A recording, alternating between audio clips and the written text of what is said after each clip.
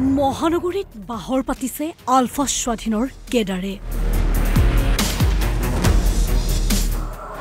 মালিগাঁৱত গ্ৰেপ্তাৰ আলফা স্বাধীনৰ 3 কেডাৰ।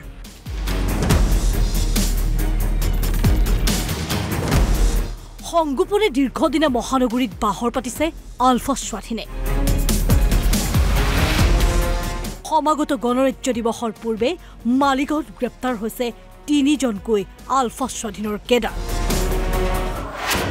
মালিগাঁৱৰ BBC কলনীৰ পৰা গ্ৰেপ্তাৰ কেডাৰ অসীম অধিকাৰী। গ্ৰেপ্তাৰ মন দেৱনাথ, ৰূপজ্যোতি দাস। অসীম অধিকাৰীৰ প্ৰত্যক্ষ যোগাযোগ আছিল আলফা স্বাধীনৰ শীৰ্ষ নেতাৰে। আলফাত নতুন সদস্য ভৰ্তিৰ কাম কৰি আহিছিল অসীম অধিকাৰীয়ে। ৰাজ্যৰ পৰা আলফালৈ যোৱা যুৱক যুৱতীৰ তথ্য আছিল অসীম অধিকাৰীৰ হাতত।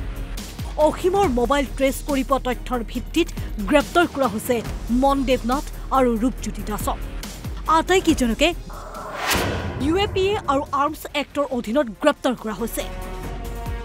আৰক্ষীয়ে অভিযান চলাই জব্দ কৰিছে এটা পিস্তল। এটা মানে আমাৰ ইন্টেলিজেন্স ইনপুট আছিলে যে গুৱাহাটীতে এটা জেগাত মানে এটা আলফাৰ লগত লিংক থকা এটা মানে ৰিক্ৰুটমেণ্ট চেল টাইপ এটা ফাংচন হৈ আছে চলি আছে বুলি আমি খবৰ পাইছিলোঁ। তো সেই সংক্ৰান্তে কালি এজন অসীম অধিকাৰী বুলি ল'ৰা এজন তেওঁ আদাবাৰীতে বসবাস কৰে, তেওঁক আমি ডিটেইন কৰিছিলোঁ আৰু তেওঁক মানে এনকুৱাৰীৰ কাৰণে অনা গৈছিলে।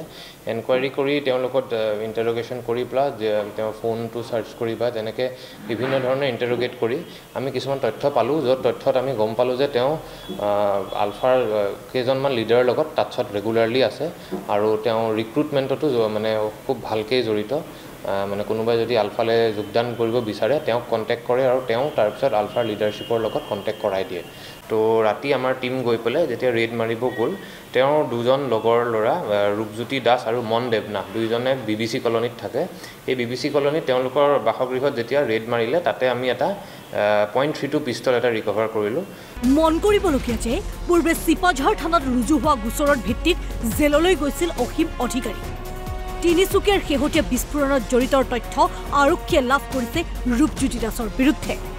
অসীম অধিকাৰী আগতেও আলফাৰ কেছতে জেলত গৈছে। তেওঁ চিপাঝাৰৰ এটা কেছত 2021ত এৰেষ্ট হৈছিলে। আৰু তো ইমানখিনি যেতিয়া এভিডেঞ্চ পালোঁ, আমি ফাৰ্ডাৰ ইণ্টাৰগেশ্যনত আৰু এটা কথা ওলালে যে তেওঁৰ হাতত এটা মানে ফেক্টৰী মেড পিষ্টল এটা লুকুৱাই ৰাখিছে তেওঁ এই মালিগাঁও অঞ্চলতে। তাৰপিছত তেওঁক লৈ গৈ লগতে আৰু 2জনক তেতিয়া আমি সোধপোছ কৰিলোঁ, ৰূপজ্যোতি দাস আৰু মন দেৱনাথ। এই 3জনে মিলি পেলাই এই পিষ্টলটো তেওঁলোকৰ বাসগৃহতে লুকুৱাই ৰাখিছিল। তো ৰাতি সেইটোও আমি ৰিকভাৰ কৰিলোঁ। আৰু তাৰপিছত ইমানখিনি এভিডেঞ্চ পোৱাৰ পিছত আমি জালুকবাৰী PS কেছ নম্বৰ 740/23 এটা UAPA এক্টৰ আণ্ডাৰত আৰু আৰ্মছ এক্টৰ আণ্ডাৰত এটা কেছ ৰেজিষ্টাৰ কৰিছোঁ। আৰু ফাৰ্ডাৰ ইনভেষ্টিগেশ্যনত আমি আৰু কি পাওঁ আমি ডেভেলপ কৰিবলৈ চেষ্টা কৰিম। উল্লেখ্য যে শেহতীয়াভাৱে ৰাজ্যৰ DGP GP সিঙক মুকলিকৈ সকিয়নি দিছে পৰেশ বৰুৱাই। পৰেশ বৰুৱাৰ সকিয়নি গ্ৰহণো কৰিছে DGP সিঙে।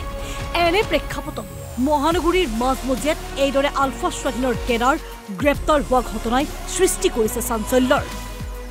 ভিডিঅ' জাৰ্নেলিষ্ট অংকুৰৰ সহযোগত ধৃতিৰাজ কলিতা, মনোজ দুৱৰা, হাইদৰ আলী, অচিন্ত পটংগীয়াৰ ৰিপৰ্ট NB নিউজ।